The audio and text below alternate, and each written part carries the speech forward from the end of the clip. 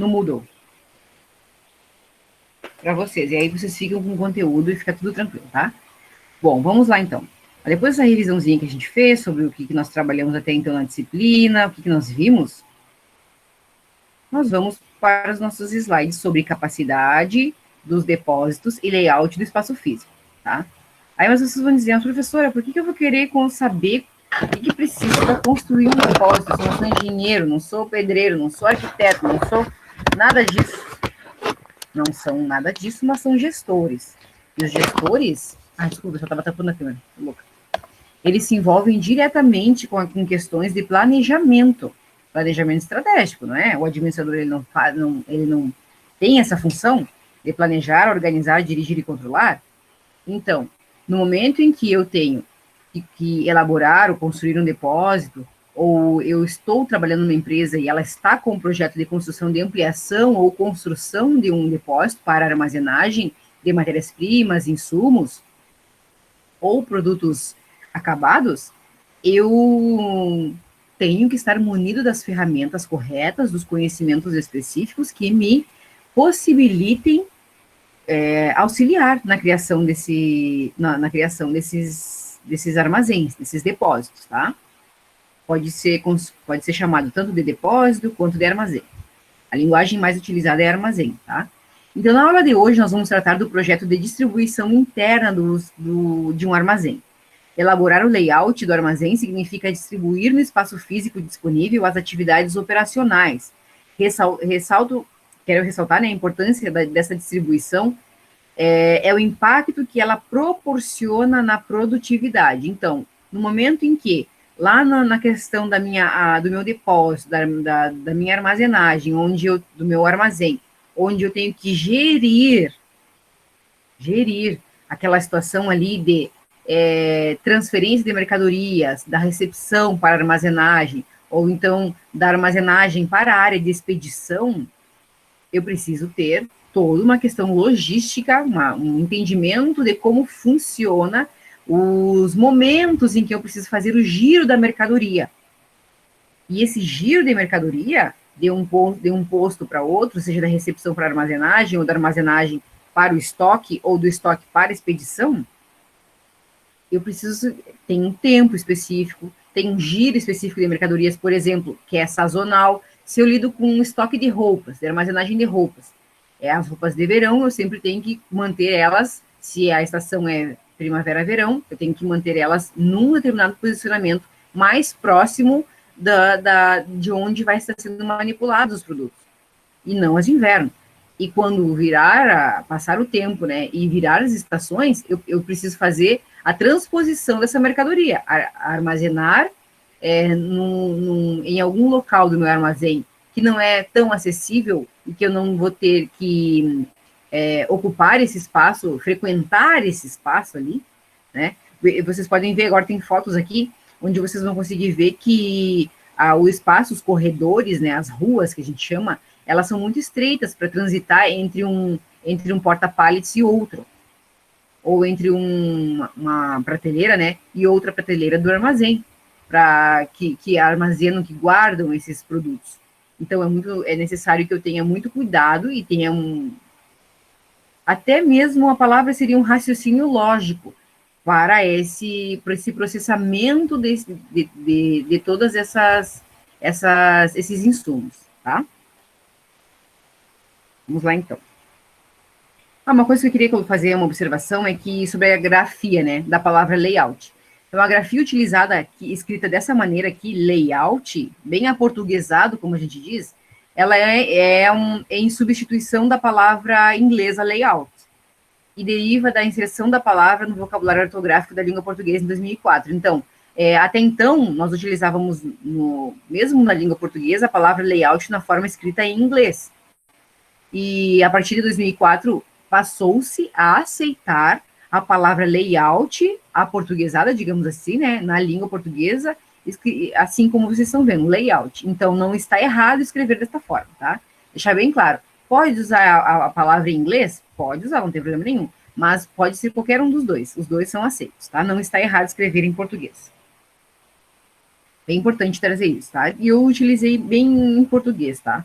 o layout, então, do espaço do armazém. Os armazéns, eles não possuem o mesmo layout. Por que todos os armazéns não possuem o mesmo layout? Porque os armazéns armazenam materiais, matérias-primas, insumos diferentes. E cada matéria-prima armazenada ou produto acabado, ele tem necessidades específicas de armazenamento. Então, por isso da importância de nós aprendermos a planejar o layout e o espaço, né, do depósito, do armazém. Porque para que eu construa um armazém, eu preciso saber o que eu vou armazenar nele. A matéria-prima, o material que eu vou armazenar, ele precisa de refrigeração? Muitos precisam. Ele precisa de refrigeração abaixo de 0 graus, entre 0 e 20 graus.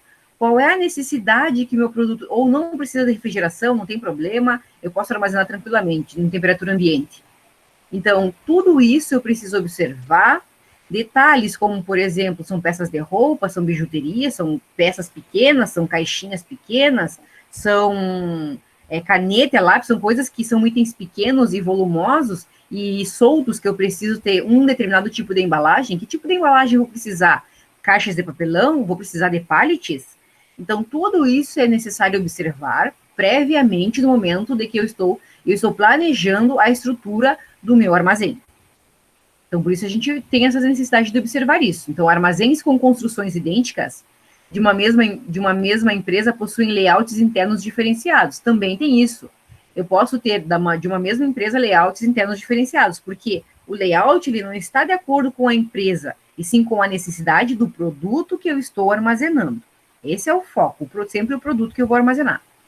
Cada localidade possui características diferentes de produtos, de clientes e de requisitos legais que influenciam a distribuição interna e levam a layouts distintos dos armazéns instalados.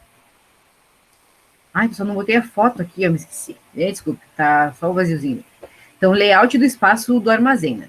O Baker e Canesse, 2009, eles estabelecem um planejamento estruturado em 11 etapas para a elaboração do layout do armazém. Então, eles criaram, né, perceberam que deveriam ser realizadas 11 atividades que primam que tem um objetivo, não primam, mas eles têm o objetivo de atender a todas as necessidades que a empresa precisa para criar um armazém, né? Para que esse armazém, depois de pronto, ele precisa atender às necessidades da organização, ele precisa.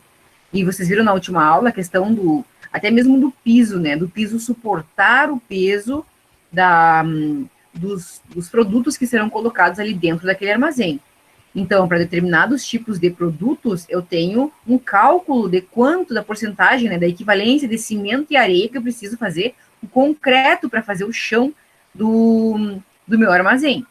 Então, já desde esse momento, a gente vê o quanto é importante a gente ter a noção de ter o conhecimento específico do que eu quero, qual é o objetivo, quais são os produtos que eu vou armazenar no meu armazém. Então, eles colocaram ali 11 etapas ou 11 atividades, né, que devem ser consideradas por quem irá projetar o armazém. Eu trouxe um exemplo aqui de 2 armazéns, que são 2 armazéns, mas que têm funções diferentes, tá? A primeira atividade que é preciso observar, que é preciso fazer, é definir os requisitos para a armazenagem. Então, o que é isso? Ela visa analisar exigências da estratégia empresarial e restrições relevantes, tais como planejamento e questões de meio ambiente. Um exemplo disso, pessoal, é definir os requisitos para armazenagem. Um armazém que pode ser utilizado para a distribuição de produtos acabados ou para a estocagem estratégica de matéria-prima, que levam a layouts distintos. Por isso, é importante definir claramente qual o papel e as funções do armazém dentro da cadeia de suprimentos. E ali, então, eu tenho um armazém, que esse armazém aqui é da Amazon, tá? Que vocês conhecem a Amazon, é uma empresa que distribui uma infinidade de produtos, de roupas, a acessórios, a calçados, a livros, enfim, uma infinidade de produtos diversos, e eles ficam todos centralizados em um CD, que é um centro de distribuição. Esse centro de distribuição, ele armazena essa variedade de produtos que está disponível, né, nas plataformas digitais, virtuais, E é daqui que saem esses produtos para a distribuição, né, das pessoas que compram através do e-commerce. Já esse outro aqui, então, são produtos acabados. Não é matéria-prima, não é insumo, não é nada disso, são produtos acabados. Então, é um estoque de produtos acabados. Já esse outro aqui do lado ele é para grãos. É um armazém e o objetivo fim dele é armazenar e estocar grãos. Então, vejam, a estrutura é totalmente diferente. Por isso é preciso observar no momento de o que vocês for começarem a planejar, planejar, né, a construção ou ampliação de um armazém, visar definir os requisitos para armazenagem. Quais são esses requisitos? Qual é o meu produto principal? O que eu vou armazenar aqui dentro? Qual é a diversidade? Qual é o mix de produtos que eu vou contemplar aqui na minha armazenagem? E qual é a necessidade que esses produtos têm? Quais são as especificidades que têm esses produtos? Com relação à embalagem, a caixas, a pallets, a tudo isso, tá? A temperatura do ambiente, como eu já comentei com vocês. Ainda, né, dentro das 11 atividades, a segunda atividade é definir o que é preciso e obter os dados necessários. Então, obter informações como detalhes do produto, perfil dos pedidos, padrão de chegada e expedição dos materiais, custos e informações sobre o local. Então, é muito necessário que, além de nós conhecermos o produto em si, que nós estamos armazenando, nós tenhamos outras informações, que são o perfil dos pedidos. Então, como é que eu sei como é que eu sei a forma que eu tenho que organizar e a ordem que eu tenho que organizar a minha armazenagem, meu estoque de materiais? O que vai estar mais próximo da área de expedição e de fácil acesso para manuseio? E o que eu não preciso tanto porque não tem tanta saída? Então, vejam que existe uma lógica nisso tudo, né? Existe uma lógica de organização para facilitar o manuseio, inclusive, desses materiais.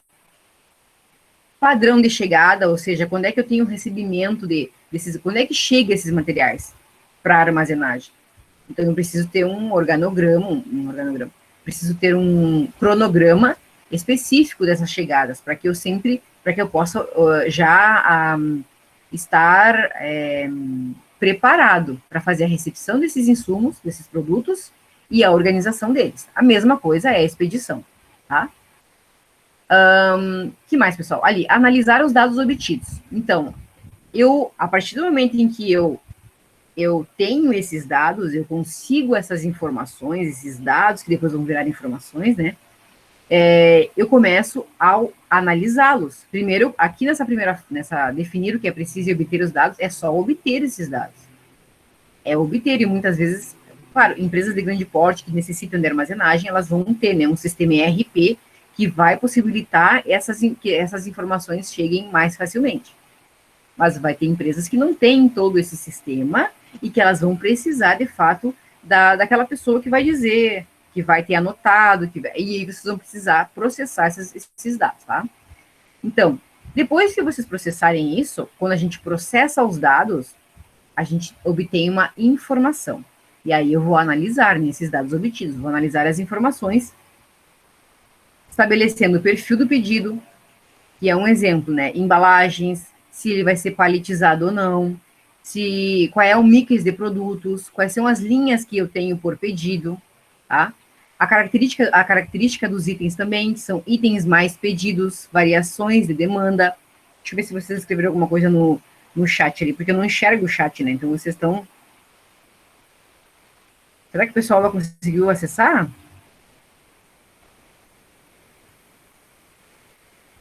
Vou colocar o link aqui de novo. Deixa eu ver. Não posso excluir o pessoal que não conseguiu entrar, né? Tem que...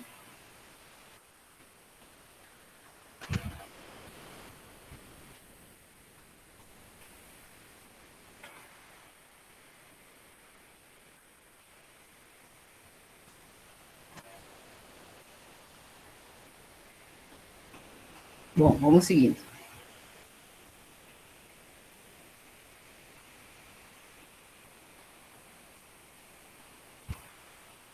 O que mais, pessoal? Perfil do estoque, característica dos itens, né? Quais são os itens mais pedidos? Quais são as variações de demanda? As variações de demanda são aquelas que eu mostrei, que eu falei para vocês das estações do ano.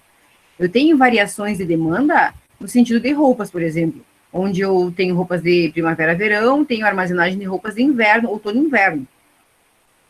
Eu não vou deixar as de outono e inverno mais evidentes no que eu estou no verão. Eu preciso facilitar o acesso a essas roupas, tá? Então, eu preciso fazer esse giro de mercadorias, das mercadorias que estão armazenadas. Não é só esse exemplo, né, pessoal? Nós temos também outras variações de demanda, como, por exemplo, as sazonalidades dos alimentos, por exemplo. Existem nas frutas, hortifruti e granjeiros, que são produzidos apenas em estações mais tropicais. Então, eu também tenho que considerar essas questões de giro de mercadoria para que, durante o inverno, quando eu não tenho essa safra, eu ainda disponha dessa mercadoria, que normalmente vai ser refrigerada ou vai ser congelada, aí vai depender, né, da empresa em si. Mas é um exemplo também de variações de demanda. Crises econômicas também geram variação de demanda. Então, eu também posso aproveitar, verificar se isso está acontecendo e também fazer o giro a partir de crises, a partir de contingências de eventos que acontecem, tá? Possam causar variações de demanda. Depois ainda a gente tem ali o perfil de estoque. Itens de maior valor ou com características diferenciadas de manuseio, que aí entra todos esses elementos que eu já comentei com vocês, o relacionamento entre atividades, a importância de algumas funções serem alocadas próximas ou na sequência umas das outras. Exemplo, expedição estar ao final da separação de pedidos. Então, cada setor da minha armazenagem, ele precisa estar alocado no seu devido lugar. Eu não posso pôr a separação de pedidos depois da expedição. Não faz sentido, ela tem que estar antes, porque é uma etapa antes, a separação dos pedidos é uma etapa antes da expedição, correto? E ela também não está na parte da armazenagem, nem da recepção. Então, tem uma ordem, como eu falei para vocês, uma ordem racional para organizar um armazém.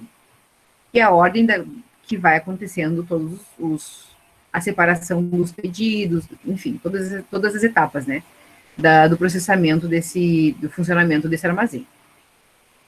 E também temos que analisar os dados obtidos em relação ao investimento, né? Adequar o layout do armazém ao investimento e taxas de retorno apropriados. Por quê, pessoal? Porque, na verdade, a armazenagem, ela tem um custo. Tá? Normalmente, ela vai ter um custo para a empresa, se é um galpão próprio, ou se é um galpão terceirizado, eu preciso saber esse custo. E esse custo vai envolver os metro cúbicos que estão, aos quais essa matéria-prima, esses insumos, esses produtos estão ocupando no meu armazém. O peso também vai influenciar no custo. O peso, o tamanho por metros cúbicos e também o tempo em que essa mercadoria vai permanecer no meu armazém. Então, vejam que isso implica em custos para a empresa. Tanto se o armazém é da empresa, vai implicar em custos, porque a mercadoria é parada, que não está girando, está ocupando espaço dentro da empresa, onde eu poderia ter outro produto que rende muito mais, que ele está girando, que ele está vendendo, então ele está gerando valor, agregando valor para a empresa, né? Então, eu poderia estar ocupando aquele espaço no meu armazém com esse produto mais útil do que outro que está parado. E até mesmo para quem tem um galpão terceirizado. Então, eu preciso saber o quanto é que eu vou cobrar da empresa que tá utilizando o meu espaço aqui no meu depósito. Então, tem parâmetros específicos que a gente utiliza para saber as taxas de retorno apropriadas para a sobrevivência desse depósito, desse armazém. Visto que ele precisa de reparos, eu preciso investir em maquinário, nós vamos ver os tipos de máquinas ali, de empilhadeiras ou de selecionadoras, que facilitam muito, no momento em que elas são cada vez mais modernas, cada vez mais elas facilitam o acesso aos produtos dentro do armazém. Mas para isso eu preciso ter dinheiro, então o meu negócio ele precisa ser autossustentável. Certo? E mais, atividades para o arranjo, ainda, né, dentro das 11 atividades para o arranjo do armazém, nós temos estabelecer as unidades de movimentação a serem utilizadas. O que é isso? Trata-se da forma como os produtos são armazenados ou recebidos, em pallets, caixas, bags, ou ainda em dimensões específicas do produto. São fundamentais para o dimensionamento e posicionamento dos equipamentos. Então, eu preciso saber como é que esses. Eu vou armar. É o que eu já havia comentado com vocês. Se é um lápis e caneta, né, pessoal? Eu tenho um monte de lápis e caneta aqui. Como é que eu vou armazenar isso? Vou armazenar em caixa, vou armazenar em saco, vou armazenar os bags, né? Os bags são aquelas bolsas enormes, assim, que são um tecido fibroso, bem grosso, que normalmente o pessoal utiliza para. Vocês veem muito os catadores de lixo. Eles têm aquelas bolsas bem grandes, onde eles enchem ali de garrafa PET, eles enchem de cartão. Aquilo ali é um bag, tá? Esse é o bag. E ele também serve para armazenar muito roupas em armazéns, roupas e itens que sejam macios, né? Tecidos moles, tá? Ou em caixas ou em pallets, ou ainda em dimensões específicas do produto, são fundamentais para o dimensionamento, né, e posicionamento dos equipamentos. Então, estabelecer as unidades de movimentação a serem utilizadas, porque no momento em que eu sei onde eu vou armazenar os meus produtos, eu consigo saber como eu vou manipulá-los. Eu vou precisar de uma empilhadeira para armazenar um bag? Qual é o peso que tem esse bag? Ele vai ser... Eu consigo fazer através de uma mão de obra humana ou eu necessito de uma máquina obrigatoriamente? Mas se eu for empilhar ele num porta-pallet, por exemplo, eu vou necessitar de uma empilhadeira. Então, esse meu sistema de armazenagem, ele é automatizado, é mecanizado ou ele é manual? Então, todos esses elementos eu preciso considerar no momento de fazer esse arranjo, né? De entender como é que eu vou fazer a movimentação dos meus produtos dentro do meu armazém. Determinar métodos e procedimentos de operação. Então, a forma como um armazém opera pode... Aí que eu já acabei de falar, né? Pode ser automatizada, mecanizada ou ainda totalmente manual. O fluxo de armazenagem pode ser em U ou em L. Mais pra frente a gente vai ver essa questão do fluxo de armazenagem, né? Que é justamente isso. Desde o momento em que o produto ele chega, que a gente chama de recepção, né, onde o produto chega, seja ele matéria-prima, seja ele insumo ou produto acabado, ele chega numa estação, que normalmente em depósitos nós chamamos de docas, nós vamos ter uma aula sobre isso, se não me engano é a próxima, mas não necessariamente pode ser uma doca, pode ser algum outro tipo de recepção, e aí ele tem ali a sua recepção, e da recepção ele vai para a armazenagem. Da armazenagem ele passa para o setor de separação, e do setor de separação ele passa para a expedição, onde ele sai, né, e vai para seguir o seu destino, esse produto. Isso tudo que nos obriga a ter uma lógica de funcionamento e uma lógica de posicionamento de mercadorias dentro do meu depósito, tem uma ordem, né, tem um fluxo a seguir, que ele pode ser no formato da letra U, ali como nós estamos vendo, ou no formato da letra L, a gente vai ver mais adiante o que é isso. Nessa etapa, deve-se definir o zoneamento do armazém, por exemplo, tipos de diferentes produtos, temperatura controlada, produtos de maior giro ou de maior valor. Então, isso vai depender, né, dos produtos que serão armazenados. E eu coloquei numa observação bem interessante, porque é importante ressaltar que o layout do armazém deve ser flexível para acomodar mudanças futuras nas características dos produtos armazenados, ou ainda prever uma capacidade extra, que é com X, tá, pessoal? Tá com R, tá horrível, depois eu vou arrumar. Extra de armazenagem, se necessário. Então, estou na minha empresa, né? Sou administrador, futuros administradores que vocês são. E recebi, né? Fui incumbido de promover o planejamento ou ampliação do layout do depósito, ou então rearranjar o depósito. Já existe um depósito, vou ter que rearranjar, que é muito mais difícil, porque tem que fazer mágica mesmo, né? Tem que pegar o que eu já tenho e transformar. Então, é muito importante que no momento que vocês estejam planejando esse depósito, esse armazém, esse layout do armazém, vocês consigam prever isso. Prever que a empresa ela pode agregar outros produtos que não estão contemplados no momento do planejamento, Então, a empresa, o armazém, o depósito, ele precisa estar preparado para receber esses outros insumos futuramente. Ou para mudar totalmente. Se eu tenho, por exemplo, um armazém terceirizado, eu posso receber toda sorte de produtos para armazenar. Toda sorte é qualquer coisa. E eu vou ter que estar preparado para armazenar produtos em baixa temperatura, produtos em alta temperatura, uma diversidade grande de tipos de produtos que serão armazenados em diferentes embalagens, certo? Então, a gente precisa observar isso. Também, prever uma capacidade extra. Não quer dizer que eu tenho que construir mais, aumentar o meu armazém, não. Mas prever um espaço que seja capaz de comportar mais armazenagem do que eu tenho hoje. De repente, isso pode ser feito através de um rearranjo do próprio espaço já existente, certo? Muitas vezes, na maioria das vezes, nós não vamos ter como ampliar, né? A não ser que sejam realmente grandes empresas. Então, o ideal é a gente sempre prever essas situações, que essas situações podem acontecer. O que mais? Ainda dentro das 11 atividades para o arranjo do armazém, nós temos que considerar tipos de equipamentos possíveis e as suas características. Então, eu queria ter não tive tempo mais de colocar umas fotos desses equipamentos, mas aí eu coloquei o vídeo lá para vocês que ele fala sobre esses equipamentos possíveis de serem utilizados, tá?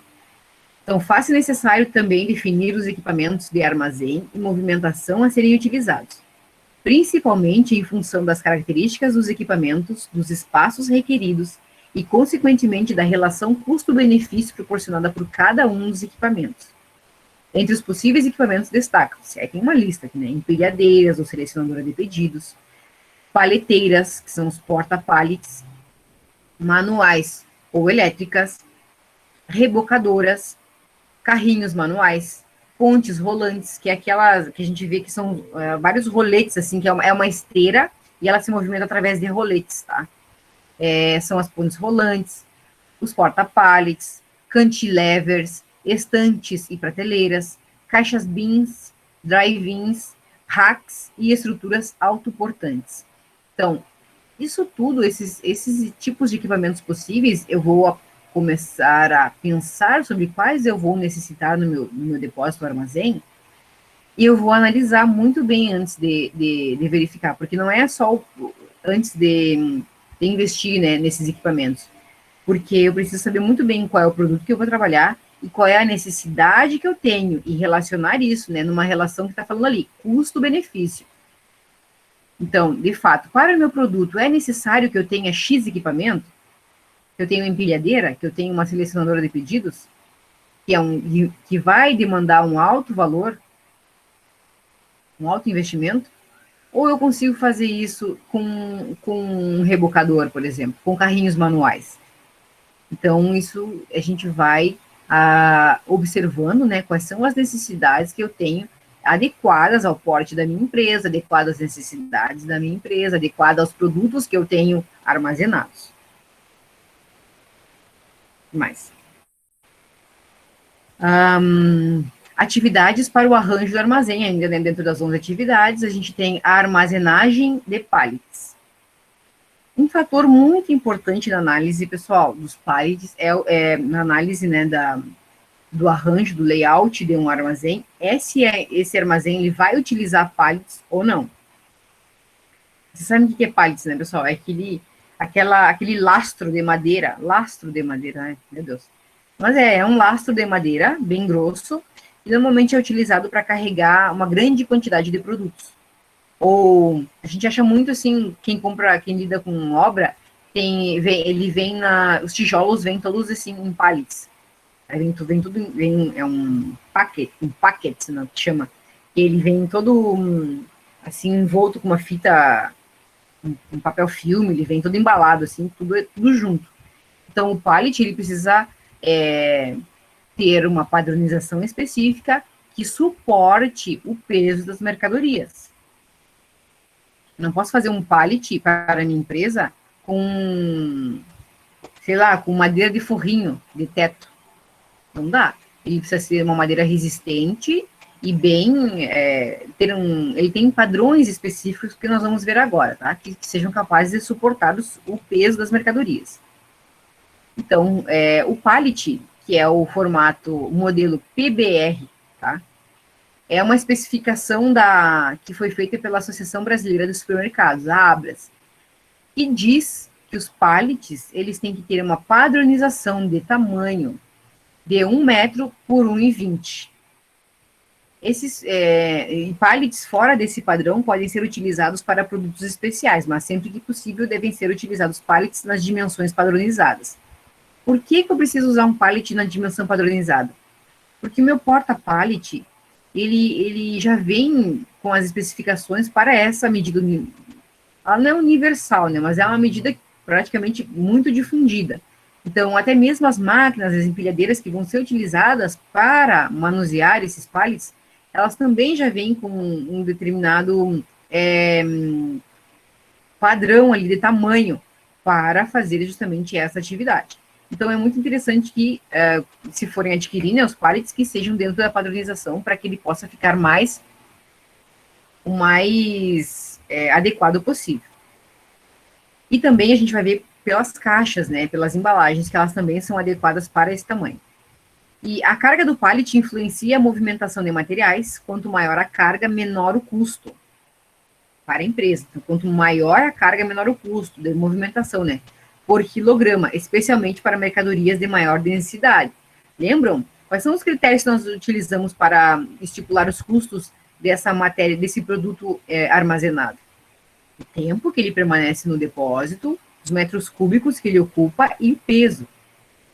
Então, tudo isso vai implicar no custo de movimentação dessas matérias dentro do depósito, tá? Desses materiais, desses produtos. O peso máximo, então, permitido para o pallet PBR, né, padronização da ABRAS, é de 42 quilos, e sua capacidade de carga está entre 2.500 e 3.000 quilos. Para cargas estáticas, e 1.500 quilos de 1.500 a 2.000 para cargas dinâmicas. É importante considerar que as capacidades podem variar de acordo com o tipo de madeira e o peso do pallet também, certo? Então, não é só porque o pallet tem 1 metro por 1,20 que ele tem 42 quilos, né? Que seriam suficientes, né, quilos de madeira para suportar esses pesos. Então, a gente tem que observar muito bem o que é. Mas tem uma forma de identificar esses pallets, tá, pessoal? Eles têm uma marca, esses que são padronizados. Aí eu trouxe essa figura aqui que eu encontrei na internet, que é muito interessante, porque ela nos mostra muito bem como é que se constrói a estrutura de um pallet, tá? Até mesmo para vocês reconhecerem. Então, ele tem 3 eixos, são esses aqui, ó, 1, 2, 3. E ele tem 1.200, no caso, né, centímetros, 1.200 centímetros, que seria 1.200 milímetros, seriam 120 centímetros, ou 1,5 metro, tá? E por 96 de altura. E cada uma dessas madeiras aqui que estão no eixo, que estão no meio, tem 14 centímetros e meio, certo? Aí depois aqui também nós temos quantas madeiras? Aqui tem 2, 3, 4, 5, 6, 7, 8. São 8 madeiras transversais aqui, que é o que vão suportar o peso das mercadorias. E vejam que ele é reforçado aqui nas duas extremidades, ó. Então, a gente tem 2 madeiras, uma bem junta da outra, e depois no meio ele tem um espaço aqui específico entre uma madeira e outra. Aqui a gente está vendo ele no outro sentido, né? A mesma figura essa aqui, mas no outro sentido, por trás. Também tenho 3 madeiras na vertical e tenho 3 na horizontal, cortando, né? Fazendo, então, criando uma estrutura aqui capaz de suportar grandes quantidades de mercadoria. E também, pessoal, esse pallet, ele tem, cada peça dele tem uma especificação. Tá? Aí eu não vou ler essa tabela, vou deixar para vocês, já está os slides no Moodle, mas interessante, né? De repente, para o futuro, mais para adiante, vocês têm a oportunidade de trabalhar com isso, então tem essa aqui como se guiar, a tabela de desmembramento do pallet. Então, eu tenho 6 peças aqui, né? No caso, 6 formas diferentes de peças, onde eu tenho a número 1, tenho 2 peças. A número 2 tem 6 peças. A número 3 tem 3 peças. A 4 tem 9 peças, a 5, 3, e a 6, 126 pregos. São os pregos, tá? E aí aqui são todas as formas diferentes de madeira que constituem o pallet e as medidas que cada uma delas deve possuir para formar um pallet no modelo PBR, tá? Então, nós temos vantagens de utilizar o pallet como um método de armazenagem, de embalagem, né, dos insumos e dos produtos. Por que esse pallet padronizado ele oferece mais vantagens do que qualquer outro pallet? Porque a medida das caixas, como eu havia comentado com vocês, ela também é padronizada, a medida das caixas das fábricas, justamente para caber nesses pallets. Então, eu tenho aqui, a normatização ou padronização do pallet, PBR, surgiu a partir da necessidade de otimizar o uso desses elementos e obter um melhor aproveitamento do espaço. As vantagens do pallet PBR são múltiplas. É um pallet que pode ser utilizado em qualquer sistema de armazenagem, mas, sobretudo, é adequado para o uso em armazéns automáticos. Aqui utilizam empilhadeiras ou selecionadoras de pedidos. Pode ser manipulado sem restrições por qualquer empilhadeira ou meio de transporte. Além disso, as dimensões de 1,20 por 1 são múltiplas das caixas de plástico padrão, o que facilita o agrupamento de mercadorias e produtos.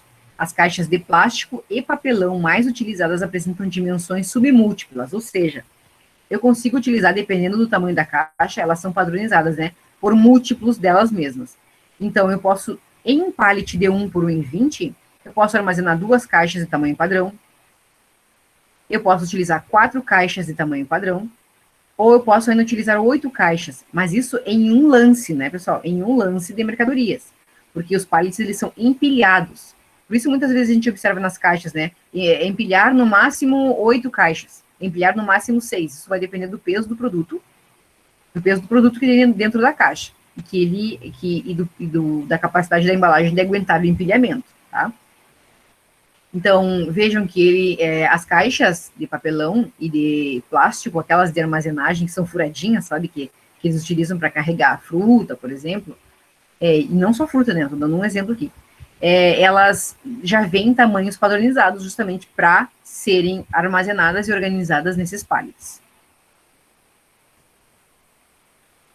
Aqui, pessoal, essa aqui é bem interessante porque é como se organizam os pallets dentro de caminhões e dentro de containers marítimos, e a forma como se pode obter a maior vantagem possível, né, em quantidades de produtos armazenados dentro desses ambientes.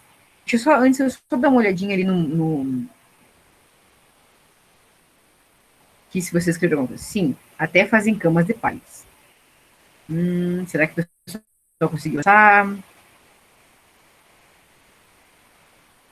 Não sei se conseguiu acessar.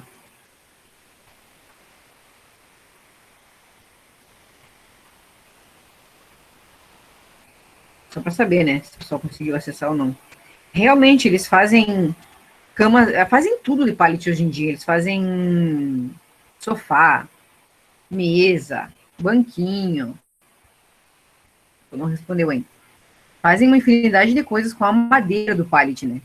Mas a função do pallet, enquanto a função original, que é armazenar, é o que é o objetivo da aula de hoje, certo?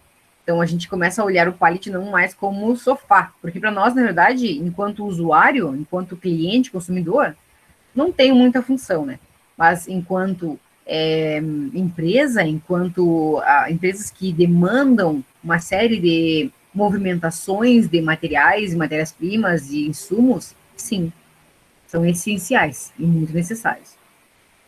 Então, a normatização permitiu, né, da mesma forma, padronizar os espaços nos caminhões e containers marítimos. As plataformas dos caminhões tipo baú, elas admitem o máximo de 24 ou 26 pallets, desse tamanho, né, de 1 por 1,20, colocados tal como indicado nas imagens. Então, aqui, pessoal, ó, nós podemos armazenar de 2 formas diferentes, né, dentro de um caminhão baú. Então, ele pode armazenar assim, seriam...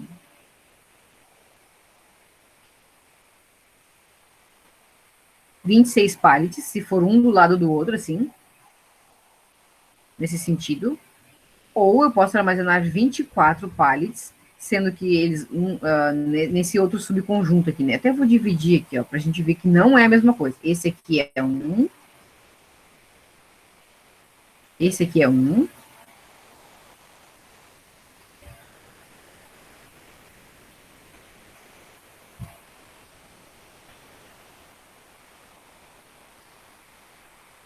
e o outro é outra forma de armazenar, né? É como eu consigo distribuir os pallets dentro de um caminhão-baú, de uma forma ou de outra, tá? Ou é de uma forma ou é de outra forma, não é tudo junto, tá? Aí vai caber menos pallets? Vai caber menos 2 pallets? Vai. Mas isso vai depender do produto que eu estou carregando. Muitas vezes aqui eu vou precisar de um espaço, pelo menos para entrar aqui, poder verificar se está tudo correto com os produtos, se está tudo em conformidade, por exemplo. Se eu tenho, por exemplo, se é um caminhão-baú que ele é refrigerado, eu preciso medir a temperatura frequentemente para saber se os produtos estão armazenados corretamente. Se for alimento, por exemplo, eles podem pode estragar, né, pessoal? Na verdade, é assim, todo alimento, ele que depende de uma temperatura refrigerada, ele começa a criar bactérias, mesmo estando refrigerado, se ele estiver a menos de 5 a mais de 5 graus, ele já começa a criar bactérias, tá? Então, se eu tenho essa especificidade e a menos 7 graus, no caso seria congelado, ele para de gerar bactérias, para de procriar, né? Porque ele vai criando bactérias ali naquele alimento. E que vão virando mofo, vão virando. Por que as coisas azedam? Por que as coisas estragam? Porque é um conjunto de bactérias que está ali naquele alimento proliferando até que ele estrague. Então é isso. Alimentos, a temperatura ideal para o alimento ou é menos 7 graus, que é congelado, que aí ele congela e elas não proliferam mais, ou a menos 5 graus, mas não congelado, né? Gelado, refrigerado a menos 5 graus, que aí ele não vai criar mais, proliferar mais bactérias dentro daquele alimento ali. Então, se eu tenho um baú refrigerado, eu preciso constantemente estar regulando essa temperatura e medindo para saber se ela está adequada, né, à conformidade, à norma e a norma regulamentadora. Então, quando a gente tem essa questão da temperatura, eu preciso medir. Só que eu vou medir aqui, vou chegar aqui na porta e vou medir, aqui no caso, né, aqui na porta e vou medir? Não, eu preciso medir no meio e aqui atrás. Eu preciso entrar aqui no caminhão para poder medir, certo? Porque a temperatura que está aqui pode não ser que esteja aqui no meio, nem lá na ponta. Então, é por isso que tem, muitas vezes, eu queria encher o caminhão, mas não dá, porque eu preciso ter acesso a todas as mercadorias, por diferentes motivos, tá? Estou dando um exemplo aqui, que é o da temperatura. Certo, pessoal? No caso aqui, não teria necessidade de ter espaço. Então, eu posso encher e utilizar todo o espaço utilizando 26 pallets, né? E não 24. Tá claro, pessoal? Estou me fazendo entender? Tá claro? Se vocês querem falar alguma coisa, podem falar, tá? Se alguém trabalha com isso, vivencia essa realidade, pode colaborar conosco. É bastante interessante também. Já nos containers marítimos, só aqueles que vêm da China, cheios de mercadorias, baratas, ou não, baratas, às vezes não. Nos containers, né, a capacidade, ou vão, muitas vezes, né, levando mercadoria, commodities brasileiras, como a soja, por exemplo, nos containers marítimos, a capacidade de acondicionamento de pallets é reduzida, porque eles têm um tamanho menor, né? Uma vez que as dimensões interiores desses elementos são de 2,2 metros e 30 centímetros. Então, como é que a gente acomoda? Quais são as possibilidades de acomodação dos pallets em um ambiente que o interior dele é de 2.300 milímetros? Eu tenho a possibilidade de acomodar 4 pallets de 1 por 1,20, aqui como vocês estão vendo nessa figura aqui, ou então acomodar 5 pallets, porém, eles terão uma medida menor, eles serão de 1,20 por 80. E aí eu consigo armazenar 5 ou 4 de 1 por 1,20, certo? Dessa forma como vocês estão vendo aqui. Essa aqui não é a padronização PBR, mas dependendo do produto, ele é muito, dependendo do tamanho da caixa, né, da padronização da caixa, eu consigo armazenar muito mais mercadorias até, quantidade, né, de mercadorias, em pallets menores. Isso vai depender da embalagem no qual está esse produto. Então, aqui eu trouxe para vocês uma foto, né? Eu falei que tem uma marca e seria facilmente reconhecível. Então, ele tem os pallets que estão normalizados, que estão dentro das normas da PBR, eles têm essa marca aqui, ó, do PBR, tá? Quer dizer que esse pallet aqui, ele pesa 42 quilos, quer dizer que ele tem 1 metro por 1,20 e que ele suporta aquela quantidade de quilos lá que a gente viu, de 2.500 a 500 quilos, a 2.500 a 5.000 quilos, certo? Porque ele tem X pregos, não me lembro quantos pregos é, que eu falei para vocês, é tantos pregos. Aqui, ó. Ele tem 126 pregos, ele tem todas essas peças aqui com todos esses tamanhos especificados. Então, ele está na norma, certo?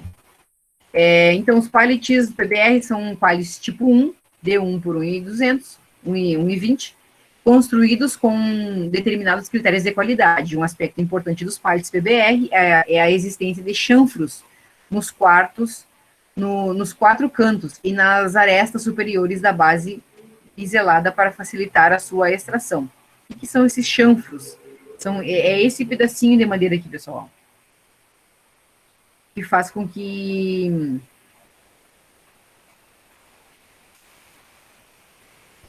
eles fiquem um tamanho... Não é isso, pessoal, tô louca da cabeça. Os chanfros são esses espaços aqui, ó. Esses são os chanfros, tá? Esses espaços que a gente utiliza para colocar a máquina ali, para colocar a empilhadeira e levantar, tá? É basicamente isso, então, nas características do pallet, né, PBR. Bom, voltando, pessoal, parando de falar de pallets, uma aula sobre pallets, muito interessante, inclusive, o posicionamento dos pallets no armazém. Além da gente saber dessa questão do que é um pallet e da normalização de pallets para ele aguentar suficientemente uma quantidade específica de matéria-prima ou produtos, nós precisamos saber como armazená-los de maneira mais eficiente possível dentro do armazém, tá? Então, quando a mercadoria estocada ela encontra-se palletizada, o posicionamento se refere especificamente ao ângulo no qual os pallets são configurados em relação ao corredor de serviço. Então, o posicionamento de maior utilização é o quadrangular ou a 0 grau. O que é isso, quadrangular ou a 0 grau? Nós temos aqui 2 exemplos, tá? Aqui está o corredor entre uma estante e outra estante, digamos assim, né? Digamos assim, não, é isso. Eu tenho um corredor, de um lado eu tenho uma estante, de outro eu tenho outra estante. Ou uma estante, ou um porta-pallets. E nesse corredor aqui, muitas vezes que eu entro com o meu carrinho manual, quando eu entro com a empilhadeira. Então, eu preciso prever o espaço específico aqui necessário. Lembrem, nós temos que otimizar o espaço do depósito para caber sempre mais mercadorias. E que o depósito tenha a estrutura para armazenar, tá? Lembrando sempre disso também. Então, eu preciso medir esse espaço, ele precisa ser otimizado. Então, eu preciso saber exatamente se tem que ter 1 metro, se tem que ter 90 centímetros, esse corredor. E como eu organizo isso? Eu organizo a partir do momento em que eu utilizo uma estocagem a 0 grau, que é assim como vocês estão vendo, esses quadradinhos aqui representam pallets, tá? Organizados dessa forma, ou com uma estocagem angular, que é essa daqui, ó. Só que tem questões específicas de cada um desses posicionamentos dos pallets. Por exemplo, na estocagem a 0 grau, a empilhadeira tem acesso a 90 graus. Exige mais espaço no corredor, porque assim, ela vai precisar parar aqui, fazer uma manobra aqui na frente para acessar esse pallet aqui, por exemplo, né? Então, ela precisa ter o corredor precisa ter espaço suficiente para que ela possa girar a 90 graus. Então, ela exige mais espaço no corredor, porém, organizando dessa forma, cabe mais mercadoria nesse espaço aqui, nessa prateleira. Correto? Já na estocagem angular, eu não consigo colocar tantos pallets quanto eu coloquei na estocagem a 0 grau. Vejam aqui que tem muito menos quantidade de pallets. Porém, a empilhadeira ela exige menos espaço no corredor. E aí eu ganho mais espaço, né, para colocar mais mercadorias. E isso apresenta, se eu ganho mais espaço, eu ganho um ganho operacional dentro do meu depósito. Tá? Mas, porém, cabe menos mercadoria. Então, não sei até que ponto isso é relevante ou deve ser considerado pela organização, pela empresa, tá? Isso vai depender das necessidades da empresa e do que está sendo armazenado.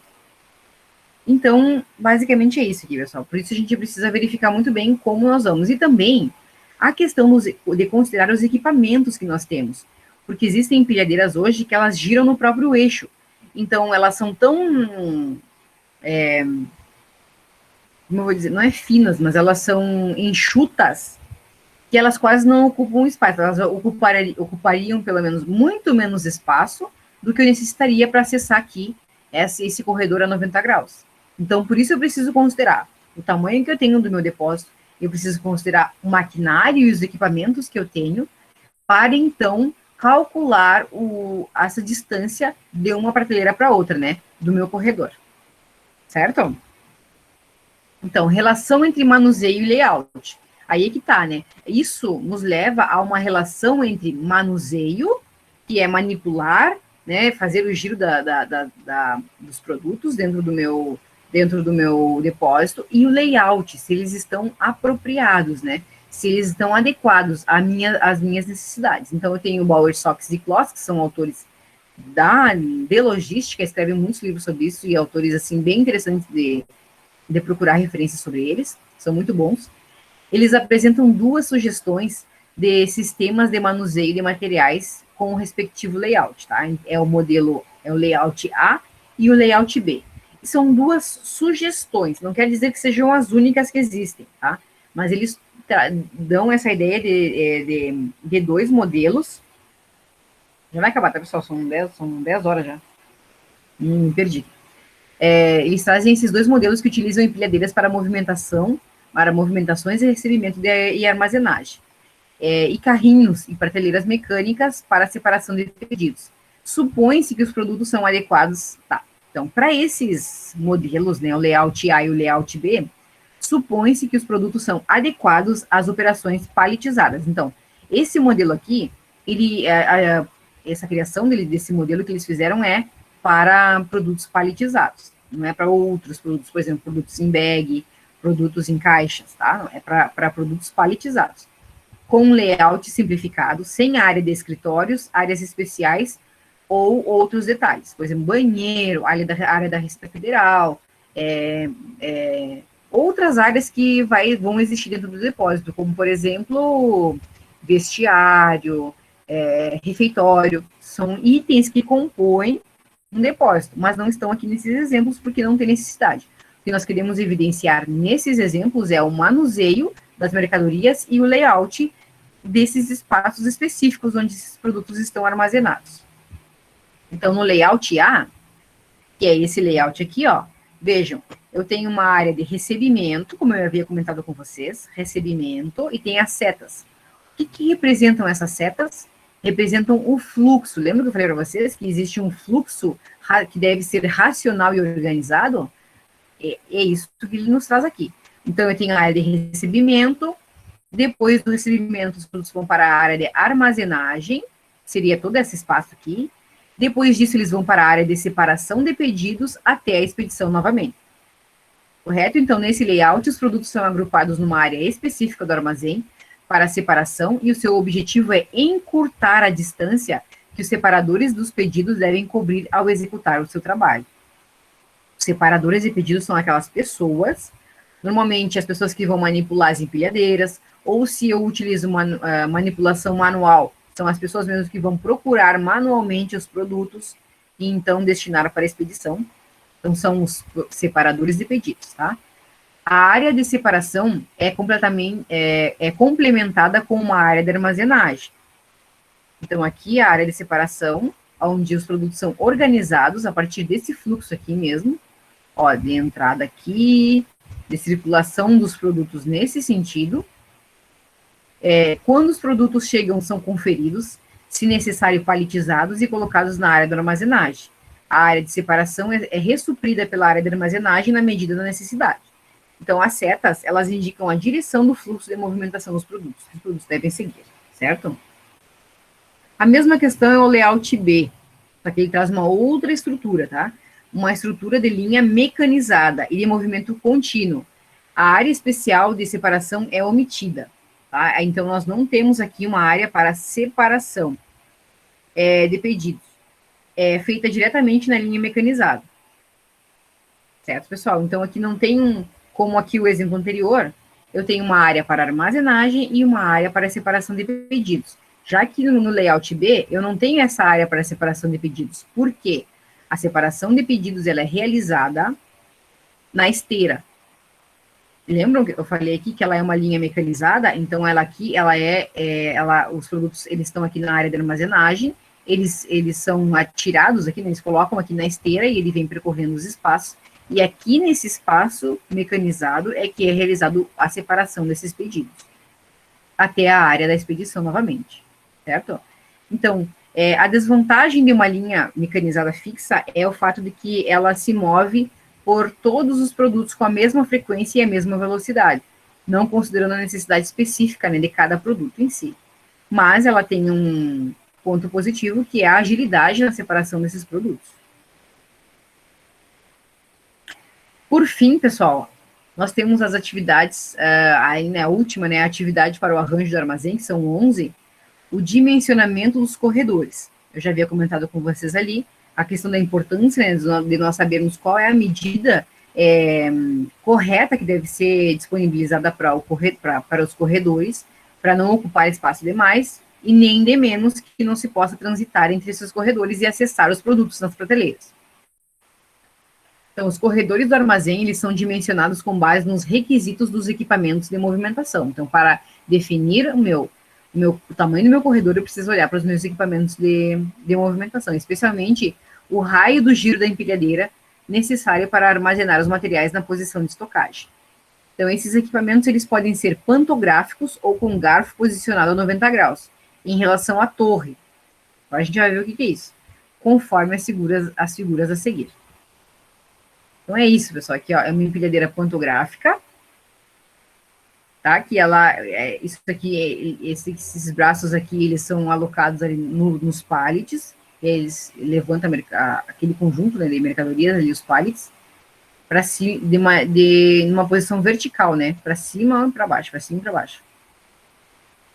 Já aqui, a trilateral selecionadora de pedidos garfa 90 graus, ela já não tem, ela é muito estática, né, a empilhadeira pantográfica. Já a selecionadora de pedidos, ela gira no próprio eixo, aqui o garfo, no caso.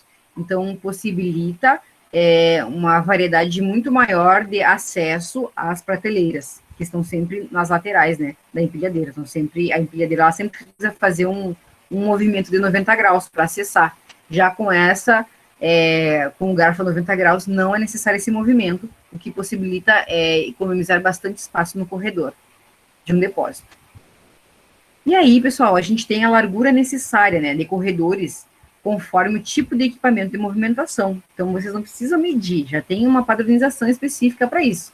Então, aqui tem a capacidade da máquina em quilos, que ela é capaz de levantar, né, de suportar, o tipo de máquina, se ela é pantográfica dupla, selecionadora de pedido, se ela é retrátil, se ela é de contrapeso, e a posição do garfo, né, se ele é pantográfico, como a gente viu nessa aqui, que ele é assim, ó, se ele é frontal, lateral, o acionamento dela, se é elétrico, se é a combustível, e a largura do corredor, necessário, né, que precisa. Então, a gente vê que a mais econômica aqui é a selecionadora de pedido, que comporta 1.500 quilos, ela é elétrica, mas ela necessita de uma largura do corredor de 1,80 centímetros. É a mais econômica, digamos assim, de largura de corredor, tá? Porque aí, se o meu corredor ele é estreito, eu tenho mais espaço para colocar mais produtos no meu depósito, certo? Isso vai depender da necessidade da empresa, né, pessoal? Por quê? Porque se eu por exemplo, armazeno pallets de 2.500 quilos, eu não posso ter essa máquina.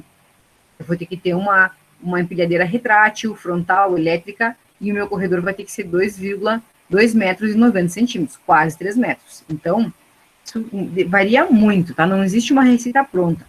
Por isso que cada armazém, ele é muito específico, tá? Nas suas características, no posicionamento das suas áreas internas.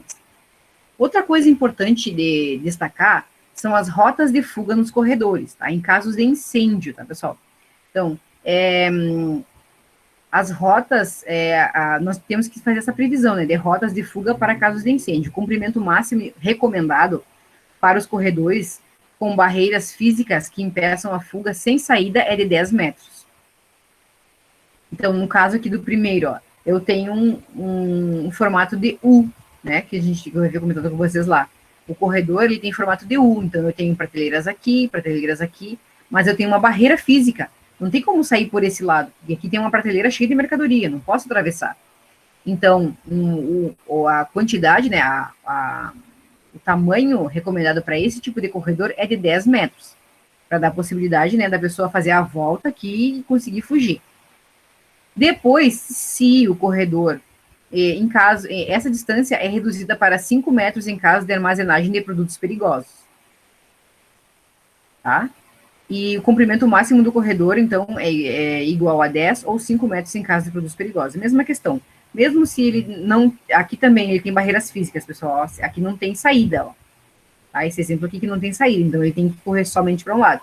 Então, nesses dois casos, os corredores eles têm que ter, no máximo, 10 metros de comprimento. Não pode ter mais que isso. Senão tem um problema. E se for de produtos químicos ou produtos perigosos, que ofereçam, né, que sejam, sei lá, inflamáveis, enfim, tem que ser de 5 metros, não pode ser mais do que isso, para dar chance e oportunidade das pessoas conseguirem fugir dali. Isso é muito importante. São normas, regramentos que são exigidos, inclusive, pelo Corpo de Bombeiros no momento de fazer um plano de prevenção de incêndio, por exemplo. Eles vão cobrar de vocês? Vão. Mas também, vocês, no momento de planejar, já precisam saber disso, até mesmo para saber o quanto de mercadoria vocês vão conseguir armazenar no depósito ou armazém da empresa que vocês estão trabalhando, ou no depósito ou armazém de vocês, tá? Último slide, pessoal, prometo. Dicas importantes. Defina os serviços e as operações auxiliares, tá? O que são as operações auxiliares e serviços? Manutenção veicular, eu preciso ter se eu tenho um depósito. Normalmente eu preciso ter espaço ali para as pessoas, para os veículos, para lavar o veículo, para ter uma mecânica, para fazer o reparo de pneus, uma série de questões que eu preciso ter para o funcionamento do meu depósito. E também uma área reservada à Receita Federal, tá? Também é muito importante. Então, vejam que não é somente construir o depósito ou rearranjar o layout do depósito. Existem outras questões que não são exatamente diretamente inerentes ao armazenagem, mas que também fazem parte né, de todo, é o combo, digamos assim, é um combo que tem que ter. Prepare diversos layouts possíveis. Então, pessoal, hoje em dia existem programas, softwares, que é possível nós desenharmos os layouts e propor diferentes tipos de layouts, tá? Então, não é um grande trabalho fazer isso. Até mesmo para vocês verem quais são as possibilidades, assim, esgotarem as possibilidades de maximização da utilização daquele espaço ali.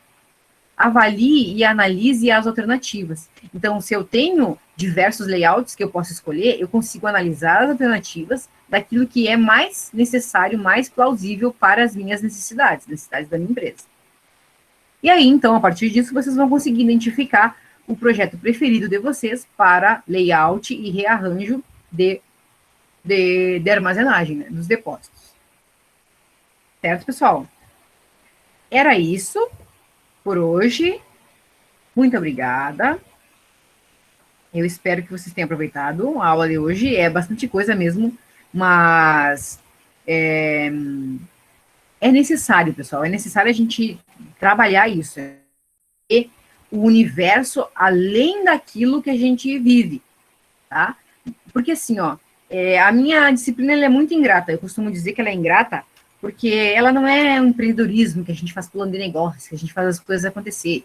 Ela não é marketing, ai, nossa, fazer gestão de marcas, fazer branding, fazer benchmarking, todas essas coisas legais que a gente aprende na, nessas outras disciplinas, né? Ela também finanças, ela não lida com questões específicas inerentes a custos, a gestão financeira da empresa. Ela é algo que está por trás de tudo.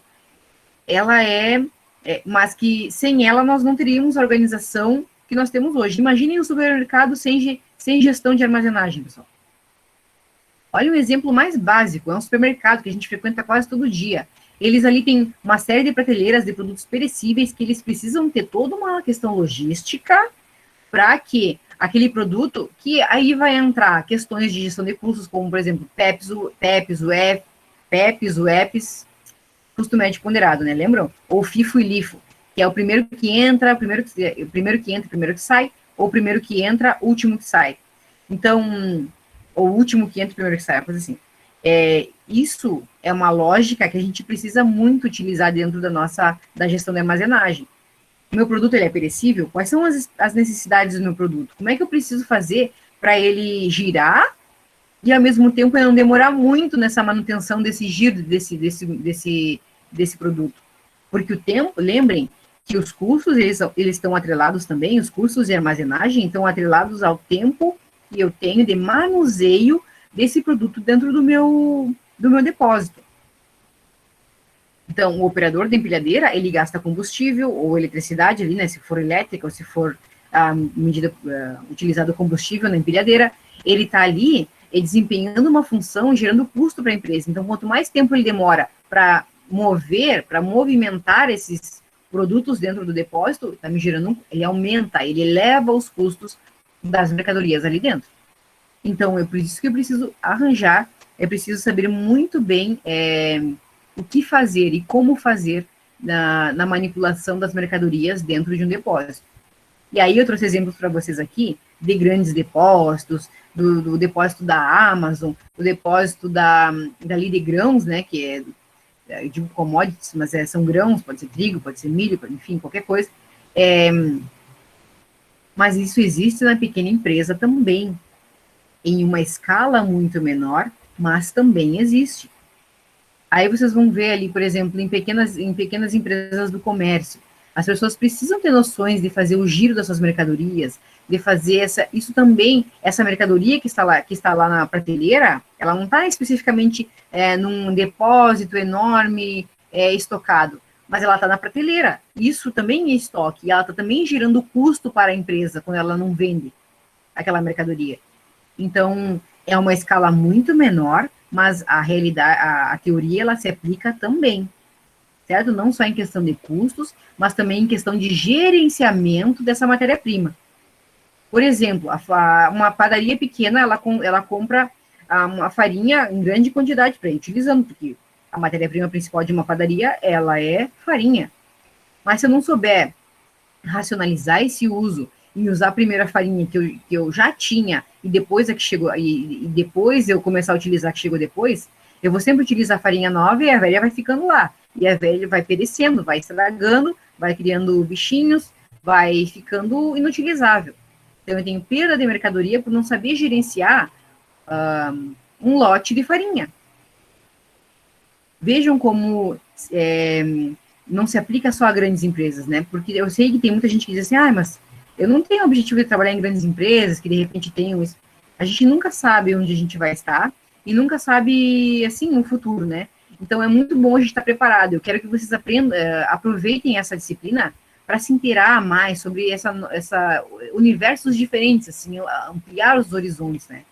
Aqui a gente viu uma aula sobre pallet, mas só que quando que eu imaginar, né, que é muito importante o pallet ter uma padronização para poder suportar o peso de uma quantidade significativa de produtos, e ele não rachar e eu ter perda de mercadoria. Porque se o pallet racha ali na empilhadeira, ele estraga a empilhadeira, ele estraga o material que está ali armazenado, ele causa um prejuízo para a empresa.